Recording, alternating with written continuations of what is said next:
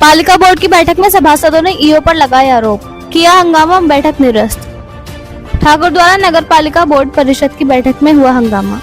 सभासदों ने ईओ पर गंभीर आरोप लगाते हुए नए बिंदुओं पर चर्चा करने की बजाय पुराने बिंदुओं पर चर्चा करने की मांग की।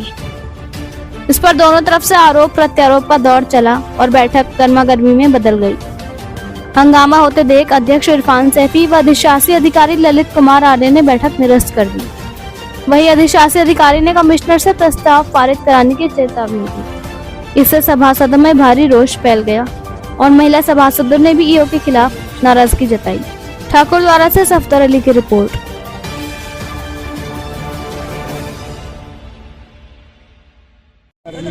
सर, जैसा कि आज बोर्ड की मीटिंग बुलाई गई, क्या क्या प्रस्ताव रखा है, किस तरह से आज बोर्ड की मीटिंग में जो प्रस्ताव थे वो सब सम्मति से ये तय हुआ है। एक शॉर्ट नोटिस में मतलब एक तीसरी मीटिंग निकाल ली जाएगी इसी प्रस्ताव को लेकर और सारे पॉइंट्स जितने भी है उसमें डिस्कस कर लेंगे। आज तो सिर्फ जो पुरानी जो हम लोगों ने प्रस्ताव पास करे थे। अच्छा, जैसे कौन कौन से बिंदु हिंदू बाज़ार का था। ये बाज़ार जो है इस वक्त बड़ी इस हालत में एजेंडे के अंदर बाज़ार का था, रोड और नालियों का बनने का था, पुलियों का बनने का था, सड़कें बनने का था। कैसे अधिशासी अधिकारी साहब ने जो मेंबरों के द्वारा टिप्पणी करी है, इसमें क्या कहना चाहेंगे आप? टिप्पणी कुछ नहीं करी है। देखिए, टिप्पणी कुछ नहीं है क्योंकि वो कुछ और समझाना चाह रहे थे, वो समझने में कुछ और समझ। सर, जैसा वार्ड बाई वार्ड से लोग अपनी वो रखते समस्याएं उन पर क्या वार्ड बाई वार्ड से किसी पॉइंट पे चर्चा नहीं हो पाई है। सिर्फ इस बात पे चर्चा थी कि जो पुराने बिंदु अभी तक जो है नहीं हो पाए हैं, तो उन पे सफाई व्यवस्था को लेकर उन्होंने कुछ आदमी बढ़ाने की बात कही थी, क्योंकि जब तक नेसेसरी नहीं लगेगा कि साफ़ सफाई की व्यवस्था में इतने आदमी बढ़ाए जाएँ तभी बढ़ाएँ। आज बिंदुओं पर कोई चर्चा नहीं है क्योंकि आज के डेवलपमेंट नहीं होगा। और हमारे चैनल के माध्यम से कोई जनता को नया संदेश देना चाह रहे हैं आप? नए संदेश सबसे पहले तो आपके चैनल के माध्यम से हम 26 जनवरी में जो हम रूबरू जनता के बीच इस वक्त तक किसी चैनल के माध्यम से नहीं हो पाए, तो 26 जनवरी की हार्दिक शुभकामनाएं। नगर पालिका परिषद ठाकुर द्वारा जनता के बीच अच्छा कार्य कर रही है, लोगों के बीच समस्याओं को लेकर है। अच्छा, जैसा कि देश देख रहा है आपको और मुझे देश में जो आज फैला हुआ है, लोग भटके हुए हैं जाति के नाम पर, तो क्या इसके बढ़िया सवाल मैं बिल्कुल बोलना चाहूँ। जी। देखिए, 1947 में जब हिंदुस्तान आज़ाद हुआ तो गांधी जी ने एक विचारधारा को लेकर इस हिंदुस्तान को बनाया कि हम ऐसे हिंदुस्तान का निर्माण करेंगे जिसमें हिंदू भी एक, मुस्लिम भी एक, सिख भी एक, ईसाई भी एक, सब भाई भाई की तरह रहें। लेकिन 1947 में जिस विचारधारा को लेकर हमारे जो है बुजुर्गों ने, हमारे अजदादों ने जो कुर्बानियाँ दी थी, उस कुर्बानी को लेकर आज जो माहौल इस वक्त सियासत में पार्टी से ये देखते हैं, आज की जनता ये देखती है कि उसे डेवलपमेंट पे कोई बात नहीं, उसे किसी भी सुरक्षा के ग्राउंड पर उसे कोई बात नहीं, उसे सिर्फ देश के बारे में कोई बात नहीं। उनको सिर्फ दो बातें करनी है कि कौन किसको नूरा कुश्ती में हरा। अगर एक तरफ मुस्लिम समाज है, दूसरी तरफ जो दूसरा समाज है, उसको लेके हमेशा दो खेमे तैयार कर लेते हैं। एक के साथ हो जाता है, दूसरा दूसरे के साथ। तरक्की की बात तो कोई करना ही नहीं है। सर, मैंने आज तक ये देखा है कि लोग कहते हैं कि हिंदुस्तान हमारा है, लेकिन किसी को मैंने गर्व के साथ ये कहते हुए नहीं देखा कि मैं हिंदुस्तान। क्या हिंदुस्तान का ये दुर्भाग्य है, सौभाग्य? नहीं, दुर्भाग्य तो नहीं है। खैर, गर्व से कहते हैं कि हम हिंदुस्तानी और अल्लाह ने जो जहाँ हमने जन्म लिया, हम तो आगे भी यही चाहेंगे कि अल्लाह हमें फिर हिंदुस्तानी और गर्व से कहें।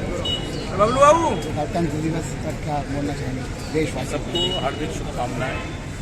और 26 जनवरी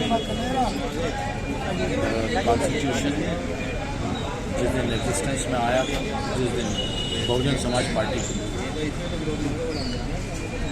जिसको बाबा साहब ने अपनी विचारधारा से सींचा, जहाँ वोट डालने का राइट उन गरीब और मजलूमों को, जिनको कभी अधिकार नहीं हुआ करता था, जिनको न पढ़ने का अधिकार, जिनको न कभी आपके साथ बैठने का अधिकार, जिनको न नौकरियों में जाने का अधिकार, संविधान आया और उसने सबको एक समान किया।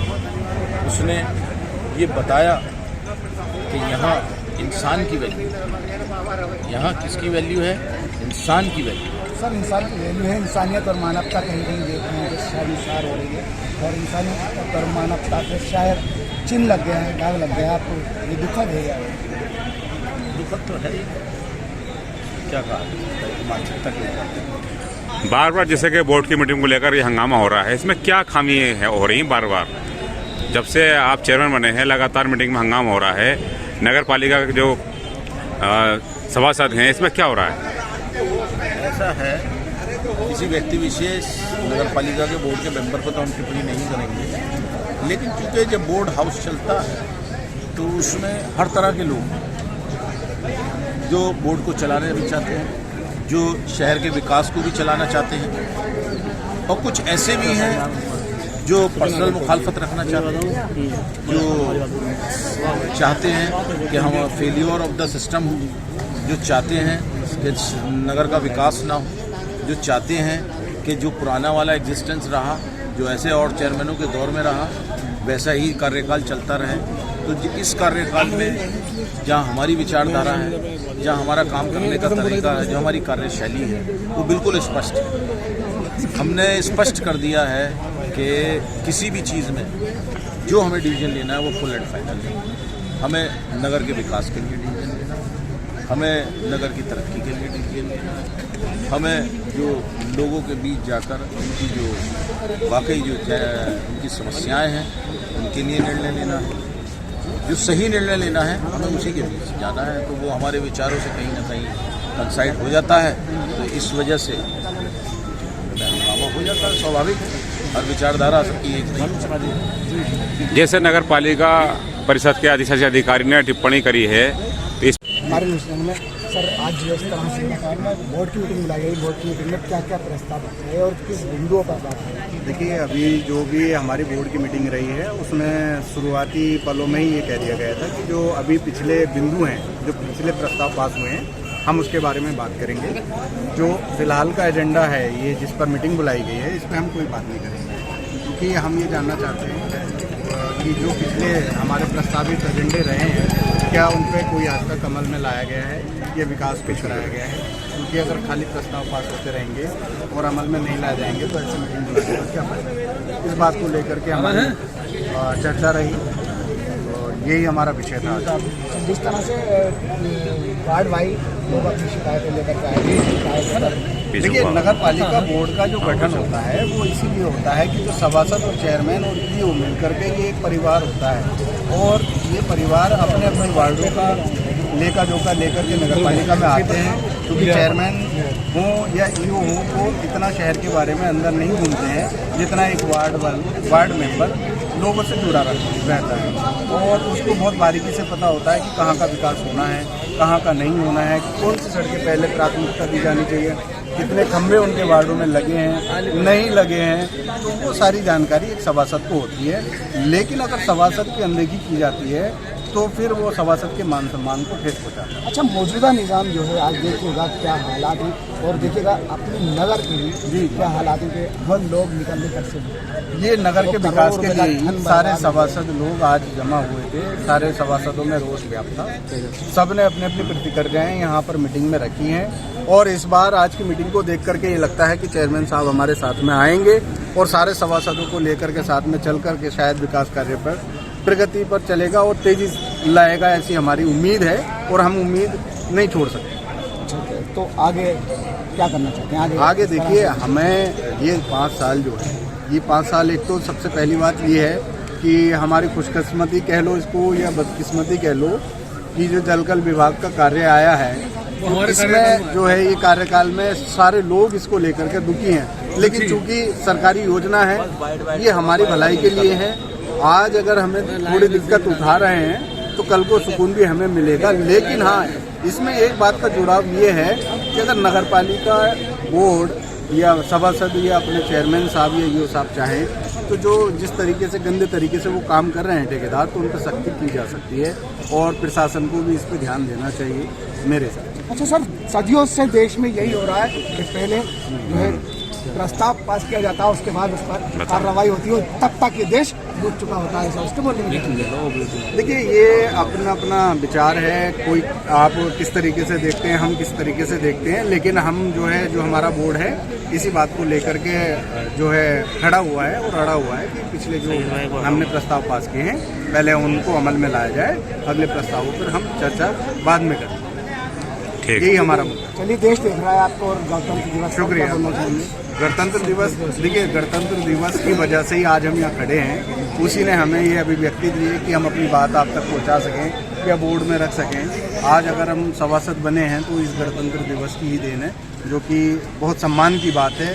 अपनी बात हम आपके जरिए से सबको बता सकते हैं और कह सकते हैं और अपने वार्ड का विकास करा सकते हैं, शहर का विकास करा सकते हैं। अच्छा, मुल्क के लिए क्या बोलना चाहेंगे? देखिए, मुल्क तो हमारा शानदार है और हमेशा रहेगा, और हम इस देश के लिए इस देश में पैदा हुए हैं और इस देश में ही हमें मर मिट जाना है। ये देश हमारा, सबसे बड़ी बात यह है इसमें सारे धर्म जाति के लोग यहाँ समावेश करते हैं। हिंदू मुस्लिम कौमी एकता का ये प्रतीक है।